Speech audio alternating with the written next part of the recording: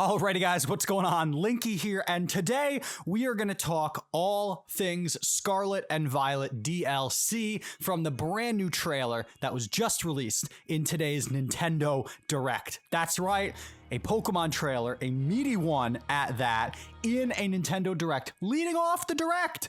Let's analyze it. Let's take a look at what they revealed today. I want to go on the record and state a couple things. One, if you follow me on social media, you will have noticed, by the way, follow me on Twitter, @LinkyYT, that I was very confident that one, there would be no Nintendo Direct this month. I was also very confident that two, there would probably be no Pokemon news this month and we would have to wait until next month. And there was no world where I thought if we got a Nintendo Direct, we would get a Pokemon trailer for the DLC in said Direct. We do get Pokemon in these Directs from time to time, disregarding what some people might claim, but it's not every time. And a lot of times the Pokemon company will hold presents, or when they used to be called Pokemon Directs, like a week before a Nintendo Direct or maybe a couple days after, and do their own thing. But we are 100% in the twilight of the Nintendo Switch. So putting a major system seller like Pokemon in their Direct, in hindsight, makes plenty of sense. And they led off this Direct with it. First of all, as an aside, this Direct was incredible. Maybe we'll get into it in a separate video, but they led off the Direct with Pokemon Scarlet and Violet DLC, a brand new trailer for the teal mask and the indigo disc. And most of my biggest takeaways actually come from the teal mask, which is the first of the two DLC releases. This is not going to be an overly deep analysis video, but there's a lot to talk about.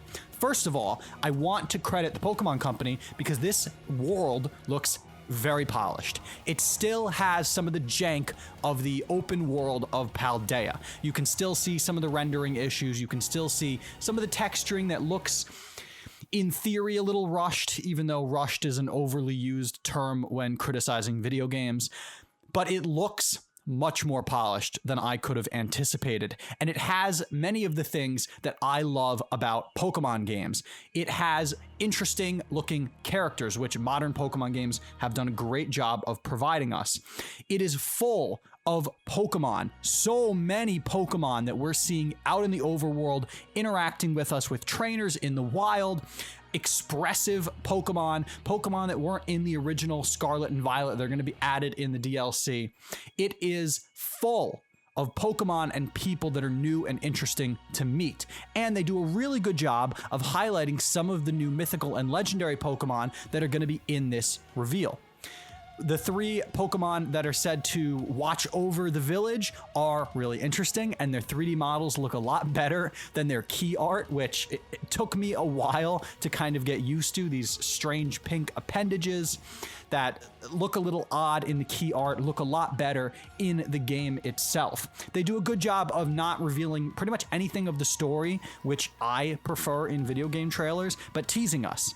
They also didn't give us a release date though, so we're still sitting in the fall 2023 window and the winter 2023 window. So we don't have firm release dates, we don't have firm release months. Although, if I was a betting man, I would bet that the teal mask is going to come out, I'm gonna say, the end of September.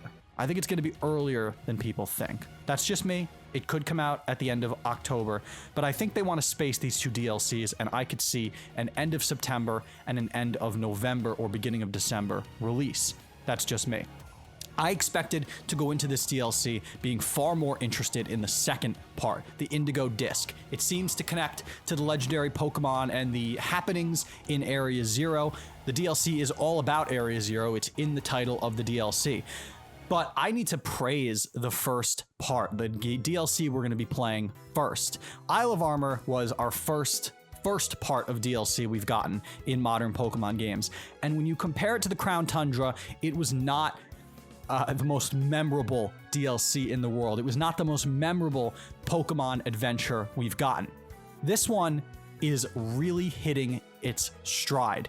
It is a sort of like a summer adventure in a calm, relaxing countryside kind of feel. There are shots in the trailer of your protagonist running down roads in rural areas surrounded by nature, and it gives you the feel of a Japanese 90s anime movie where a kid is on like a summer vacation or something, and it's a really quaint feel, and I love the atmosphere so much. This world that we were speculating would be the northeast of the Paldea map seems to be very different from what a lot of us expected. Before the DLC was announced, a lot of us speculated that it would have some connection to Kalos, as we do in every single game. We speculate, oh, where is this region? What's it going to connect to? Will they talk about it? And they never do. But it looks really inviting. It looks really wholesome. Hopefully, we've seen some some brand new outfits in this trailer for your characters. Hopefully, this means a deeper character customization, which unfortunately took a step back in Scarlet and Violet due to the school uniforms that you had to wear. There was a severe lack of options for you to express yourself in your character. Hopefully, that gets addressed in this trailer, but so much of this trailer was really good. It was really good to see a ton of gameplay. It was really good to see a ton of gameplay that was running well.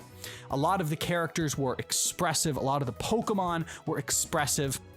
We saw a bunch of new Pokemon, not brand new Pokemon, but Pokemon that are brand new to the Paldean decks. That's always good to see, especially now that we have Pokemon Home connectivity to this generation. It was just an overly satisfying direct. There were a couple nods to previous Pokemon games, which you always love to see. There was a shot in the trailer of a Hisuian Growlithe statue that a couple people made note of on Twitter. It's nice to see Hisui references in this game. It's nice to see, and we've talked about this before on the channel, when Pokemon games will make reference to the direct predecessor to that generation, and Pokemon Legends Arceus was the game to come out most recently before Scarlet and Violet. That is always fun to see. Hopefully, it's not just lip service. Hopefully, we get some Sinnoh Hisui lore expanded upon in these games.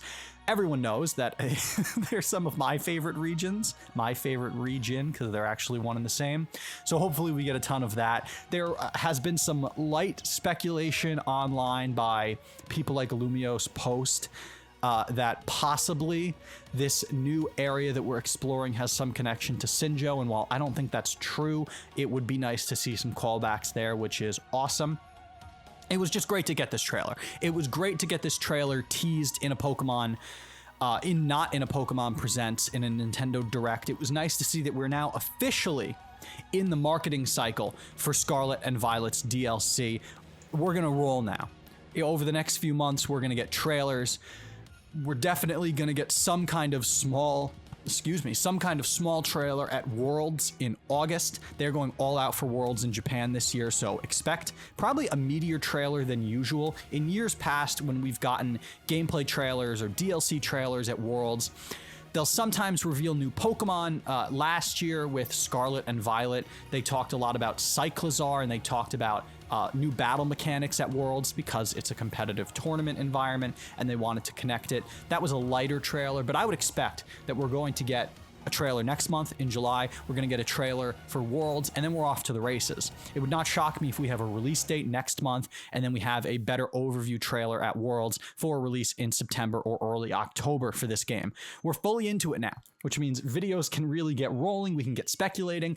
I can unfortunately scrap a video that I was working on all week talking about how Pokemon Scarlet and Violet DLC is going to mark the swan song of the Nintendo Switch, because before this Direct, the only thing really on Nintendo's docket outside of Scarlet and Violet DLC was Pikmin 4, and Pikmin 4 is due out in July. So we're going to go a holiday season where the only real thing on the schedule was this DLC. Scarlet and Violet's a big system seller. I believe it's either the third or fourth best-selling Pokemon games of all time at this point. We don't have fully updated figures as of yet, but that is from a couple of months ago at a Nintendo investors meeting.